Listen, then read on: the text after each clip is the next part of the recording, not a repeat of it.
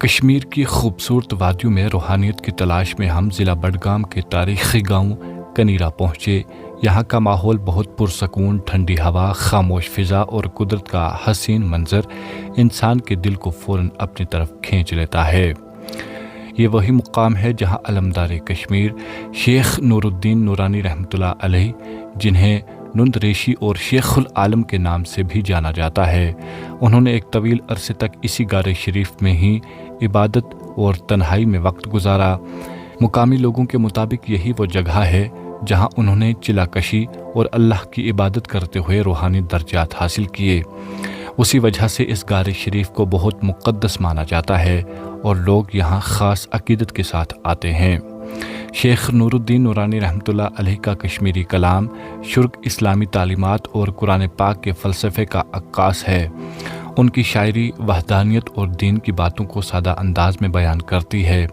ان کا ایک مشہور کلام تلاوت قرآن کے گہری روحانی اثر پر زور دیتا ہے، جس میں قرآن کے حقیقی اثر کو بیان کیا گیا ہے۔ اس کے علاوہ ان کا ایک اور اہم قول ماحولیات اور رزق کے تعلق کو اجاگر کرتا ہے، جس میں کہا گیا ہے کہ اناج تبھی تک رہے گا جب تک جنگلات یعنی کہ درخت قائم رہیں گے۔ میں بھی اپنے دوستوں کے ساتھ اس غار شریف کے دہانے پر کھڑا تھا۔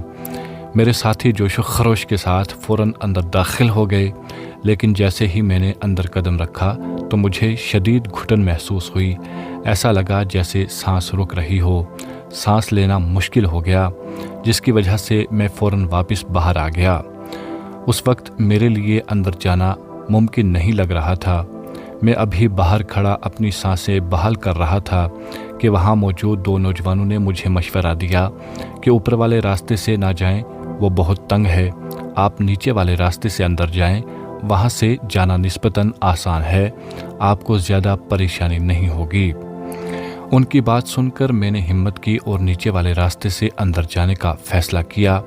یہ راستہ اگرچہ تنگ تھا، لیکن اوپر والے راستے کے مقابلے میں کچھ آسان محسوس ہو رہا تھا۔ میں نیچے والے راستے سے رینگتے ہوئے آگے بڑھنے لگا۔ راستہ تنگ تھا، جگہ جگہ جھکنا اور رینگنا پڑ رہا تھا، لیکن جیسے جیسے اندر جاتا گیا میرا حوصلہ اور بھی بڑھتا گیا۔ آخرکار جب میں اندر پہنچا تو ایک حیران کن منظر میرا منتظر تھا۔ میرے دوست پہلے ہی وہاں موجود تھے۔ وہاں ایک عجیب سا سکون تھا، ایسا لگ رہا تھا جیسے دل کا سارا بوجھ ہلکا ہو گیا ہو۔ ایک روحانی ٹھنڈک محسوس ہو رہی تھی، جیسے انسان دنیا کے شور سے نکل کر کسی اور ہی سکون والی جگہ پر پہنچ گیا ہو۔ وہ کیفیت لفظوں میں بیان کرنا میرے لیے شاید بے حد مشکل ہے۔ کچھ وقت وہاں گزارنے کے بعد میرے دوستوں نے کہا کہ اس بار اوپر والے راستے سے باہر نکلو۔ یہ راستہ زیادہ مشکل تھا، جگہ تنگ تھی اور سانس تیزی سے چل رہی تھی۔ بڑی مشکل سے میں باہر نکلا۔ جب میں باہر آیا تو میری سانسیں تیز تھیں، جسم تھکا ہوا تھا، لیکن دل کے اندر ایک عجیب سا سکون اور خوشی تھی۔ ایسا لگا کہ یہ ساری مشقت اس سکون کے سامنے کچھ بھی نہیں تھی جو مجھے اندر محسوس ہوا۔ یہ غار شریف کنیرا پارک گلمور کے قریب ایک پہاڑی کے دامن میں واقع ہے اور اسے بہت مقدس سمجھا جاتا ہے۔ یہاں آنے والے سیاح اور زائرین نہ صرف پارک کی خوبصورتی سے لطف اندوز ہوتے ہیں، بلکہ اس غار شریف کی زیارت بھی کرتے ہیں۔ اس غار شریف کے بارے میں کئی کہانیاں بھی مشہور ہیں۔ کچھ لوگ کہتے ہیں کہ یہ غار شریف بہت دور تک جاتی ہے اور دوسرے علاقوں تک پہنچتی ہے، لیکن حقیقت میں زیادہ تر لوگ صرف اس کے ابتدائی حصے تک ہی جا پاتے ہیں۔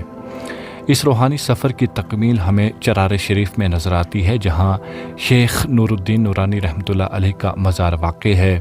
یہ مقام آج بھی لاکھوں لوگوں کے لیے عقیدت اور سکون کا مرکز ہے، جہاں لوگ دعا کرنے اور دل کا سکون حاصل کرنے کے لیے آتے ہیں۔